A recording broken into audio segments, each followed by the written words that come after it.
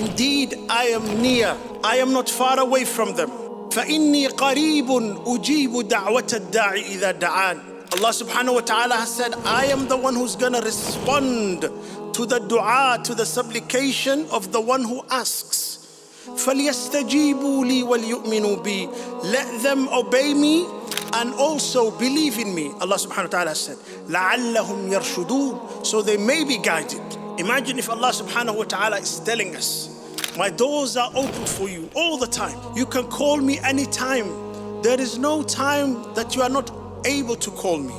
You are free to call me at any time. فَإِنِّي قَرِيبٌ. And I'm close to you.